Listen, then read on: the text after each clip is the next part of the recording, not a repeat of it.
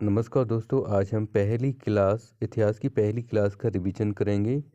करीब 1 घंटे की क्लास को हम 2-3 मिनट में रिवीजन कर लेंगे। भारतीय इतिहास। प्रागैतिहासिक काल। ऐसा काल जहां लिखित साक्ष्यों का अभाव होता है, उसे प्रागैतिहासिक काल कहते हैं। प्रागैतिहासिक काल का जनक। पहले देखते हैं विश्व में।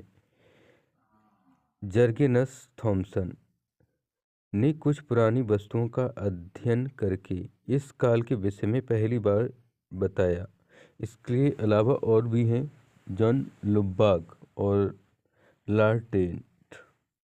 इन विद्वानों के द्वारा भी इस काल के विषय में जानकारी दी गई है। और भारत में बात करेंगे, रॉबर्ट ब्रूसफुट नामक विद्वान ने पहली बार भारत में इसके विषय में बताया। भारत में है रॉबर्ट ब्रूसफुट नामक विद्वान ने पहली बार भारत में इसके बारे में बताया। भारत में रॉबर्ट ब्रूसफुट ने हस्तकुठार की खोज की, अतः इन्हें भारत में प्रागैतिहासिक काल का जनक कहते हैं।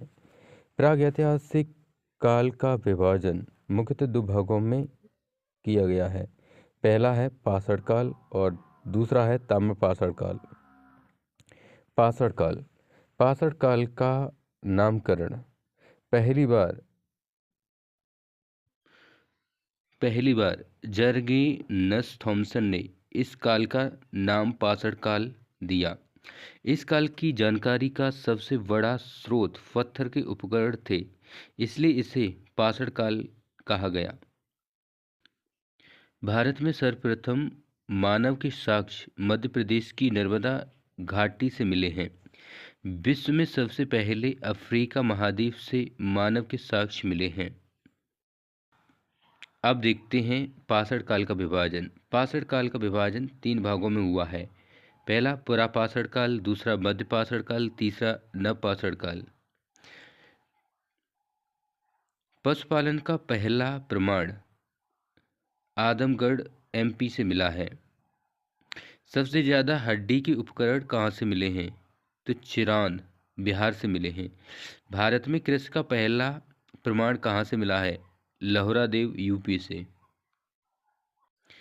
गेहूं की खेती का पहला प्रमाण कहाँ से मिला है? लहोरादेव यूपी से।